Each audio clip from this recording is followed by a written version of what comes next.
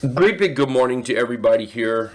Great big good morning to Hit and Run Candlesticks member, trial members, and we will have some guests in here today. In fact, we're going to have some guests this week, and I just want to shout out, thanks for being here.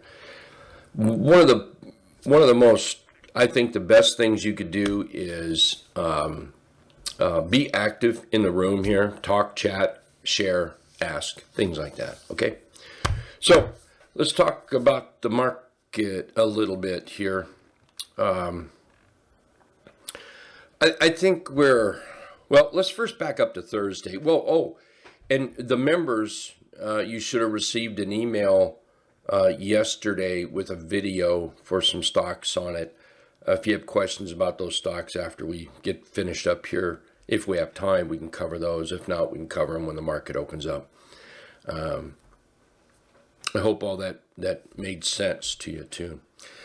All right, so Thursday, we had a great day on Thursday. Market popped right up, kind of thought, hey, the bulls were going to take it, but Friday, Friday, the sellers just came in and just clean clock with those bulls that thought they were going to move up. And that pushed us back down below the 250 period moving average.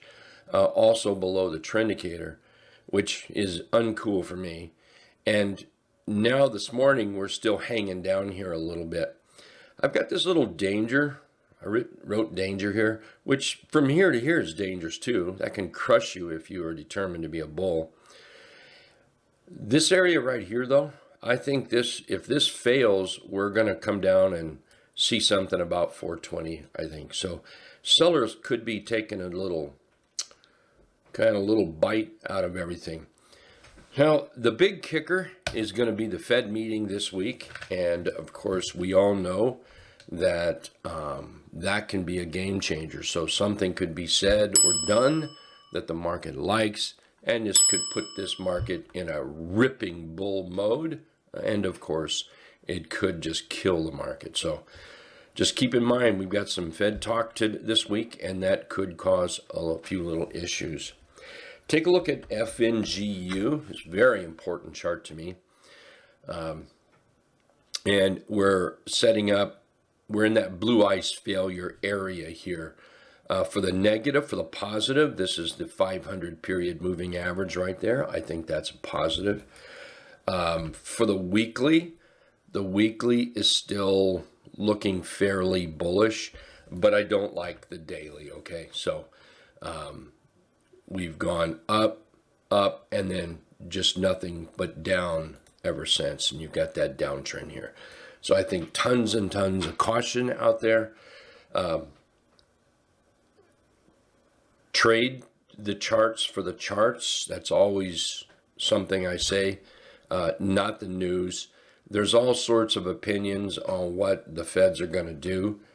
And believe me, that's like trying to figure that out is like taking your advice off Facebook. You're crazy if you take advice off Facebook. Facebook is a place, and I'm not beating up on Facebook. I'm just saying Facebook is a place where crazy people just mouth off that don't have a clue what they know.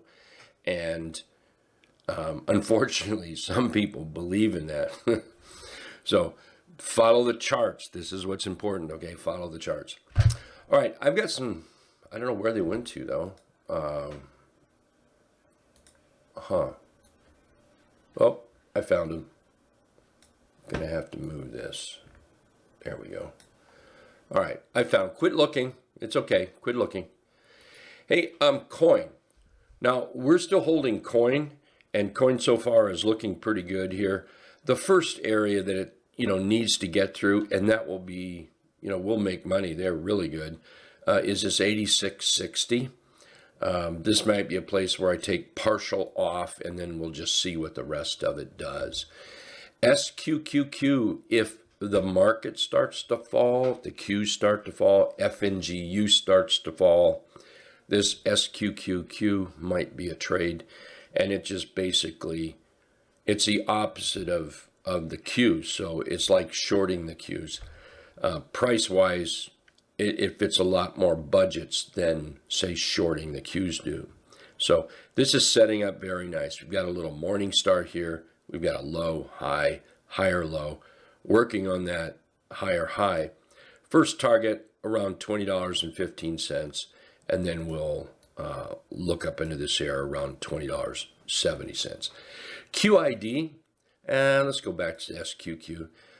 This one here is going to be a little more risky because it moves more than the Qs move, where QID is an even Steven. So if the Qs move down 50 cents, then QID is going to move equal amount on it. So this might be a safer play. Those that can play the doubles and the triples feel comfortable about it. That's where you might want to look at that SQQ.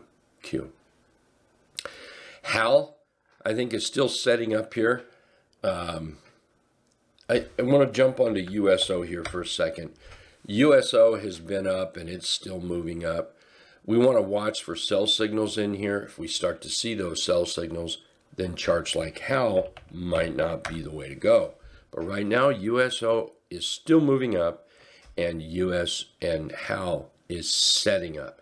So keep an eye on that USO, or XLE would be one. Keep your eye on that XLE and see and watch for any major selling, because if that starts, then those energy charts are going to kind of pull back a little bit. Let's see here, SDS. So let's go to the SPY here. Whoops, SPY. There you go.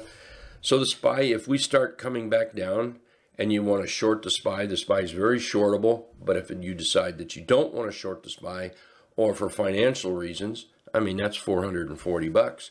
You can take a look at SDS, and that's only $35 there. And it's the same thing as shorting, and you're trading it long. But this is also set up with a nice low, high, higher low, morning star type signal. We're above the trend line, holding up well here. Microsoft might be a bit of a short here. This is not going to be good for the market either. We've got an evening star here, a very nice sell candle on Friday, and so far this morning we're seeing some follow through. Now I suspect that at some point between now and Fed talk, you're going to see maybe a little bit of market activity, and then I suspect you're going to see a quiet time where it's like, what's the market doing? And it's probably then going to get a little more active again, because everybody's shifting around, thinking, they've all went to Facebook or Twitter or that, and that's where they're getting their information. The Feds are going to hold, the Feds are going to raise, yada, yada, yada. Nobody knows. So everybody's shifting to be in there. My answer to all this is pump the brakes in trading. That's my answer. Because I don't know what Mr. Powell is doing or what the Feds are going to do, and certainly don't know how the market is going to take whatever they do. But right now, here on Microsoft, the chart is looking a little bit short. To be long again, actually, it's going to have to move above this 345 area. Sophie's one we were shopping for last week, and it just never got itself going. And I'm looking for a buy over $9.10. So you can see these wicks here. And so, this $9.10, I mean, it has to close. So just because it pops up and maybe gets that 9.10, it has to close there. I mean, all these other candles, they they peeked their head out quite well, but they didn't close up there, and that's what I want. I want that close. So this could be just an end of the day buy, unless it just shows some good strength. We'll say for most of the day, I might dabble in that a little bit, but overall, I'm going to have to see that close over that 9.10 area. Oracle. Nasty big gap to the downside. We've had a rally up. Ooh, might be time to start looking for that short in here. Yeah, it might be time to start looking for that. If we actually came up a little bit more, I would like that because I'd like it closer to the T line or to the trend indicator, the red dots there. But right in here is perfectly fine. If I can see that the market is not going to be bullish, and if we start peeling back below about 112.60 here, then that would kind of give me that clue that the sellers are in there. A PLTR may be looking short here, target of about $13.50. We've got a blue ice failure. Looks like it's starting to fail right in here. And the last one on my list is NVIDIA. NVIDIA is a blue ice failure so far. So let's see what happens here on this. Targets to the downside are going to be pretty simple. Just come down here and look where those lows. This is really easy stuff right in here. After that 403 area, boom, then I got to go straight to the dotted deuce right here. From there, you've got a gap over here that could be filled. So it could be bad news coming. There really could be. There's a lot of charts out there showing some weakness, and well, that just could be a little bit of a problem. So we might want to brush up on our shorting. We might want to brush up on our inverse ETFs. Let's look at the SPY one more time, and then I've got plenty of time. If anyone has any charts you want to look at, throw them out there. So here is a possibility. So the market finds a little bit of happiness. It finds a little bit of love somewhere in here, and then it runs up, runs into this resistance area, and from here it caves in. That is a possibility. So if we get a little bullish through here, keep in mind there is still a real problem with this downtrend line. With this we'll call 451 here, there's a real problem in that area. So it will be important for the SPY to pick itself up and get over that line before we actually get bullish here, okay? All righty, what do we have here? The world of puts looks very nice at this time. Yeah, it does. It does, GS. Let's see, Oxy Long. Take a look at Oxy Long. I'm going to get rid of that right there. And yes, as long as USO, XLE stay in the bullish column, Oxy is looking pretty good here. We've got a nice trend up. This morning it's looking pretty good. If we run over here to the weekly chart, just a second, I got things in the way of my mouse.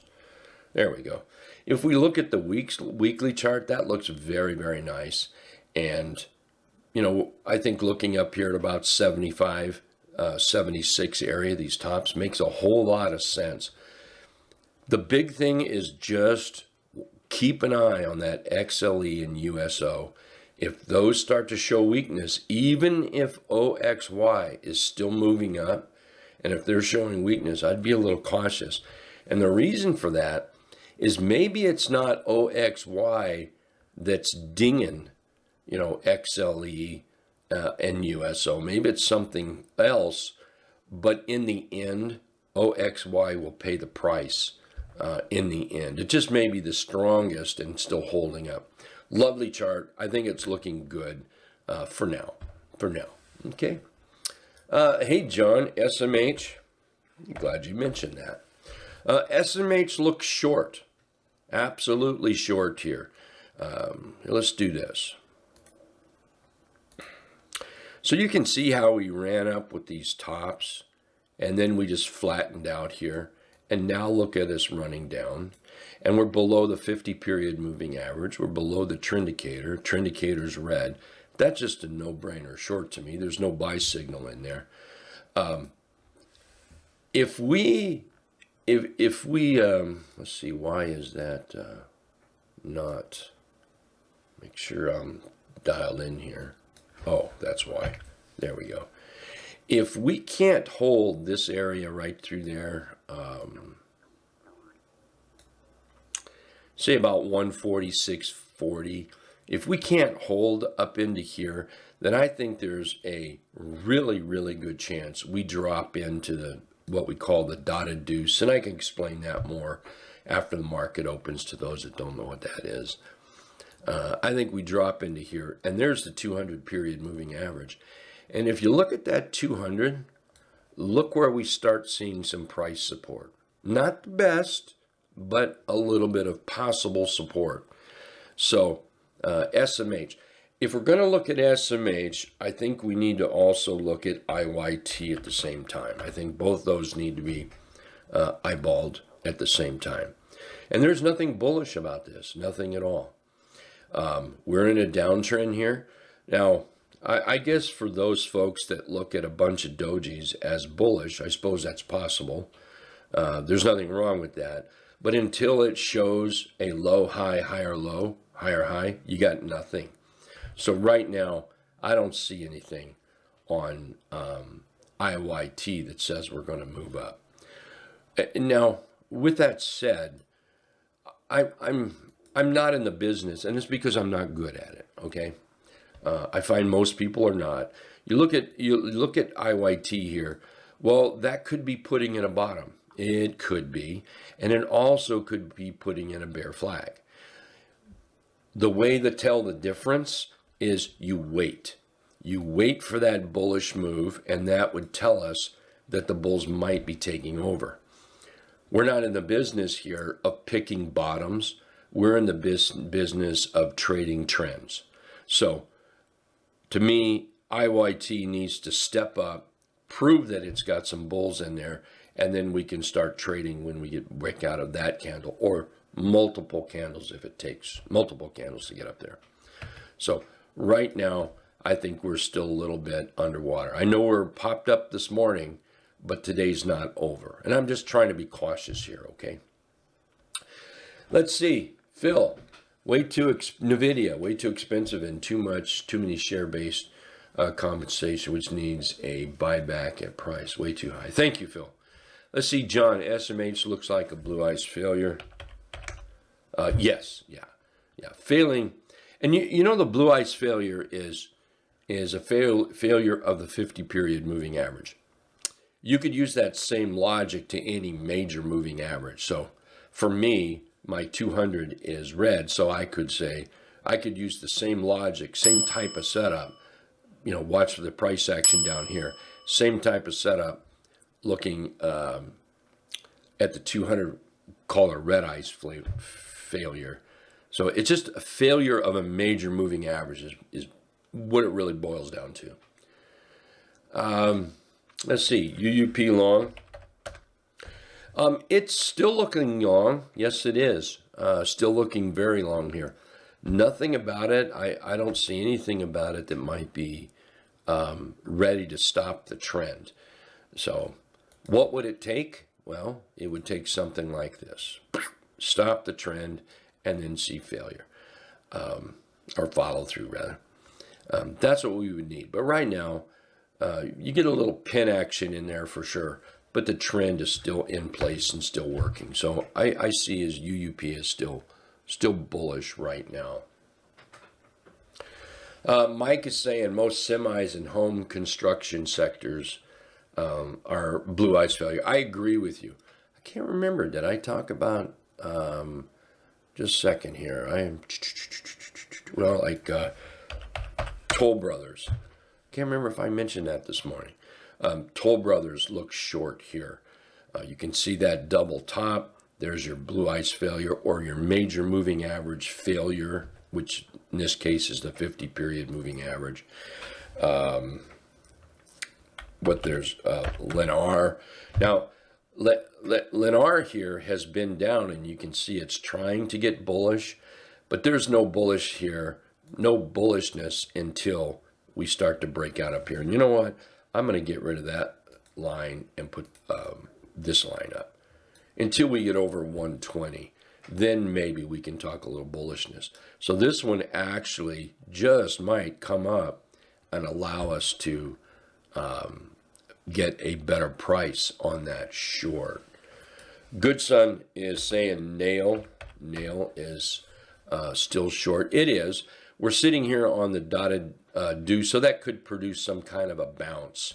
That could happen, but you can see that trend is still clearly down there. So shorts may have a good game here. If you don't like trading shorts, take a look at those inverse ETF. Those are my favorites. And there's only a small handful you need to really look at. And then that could really make your day. All right, I'm at the end of my rope here, my dinger's going off. I need to close up shop.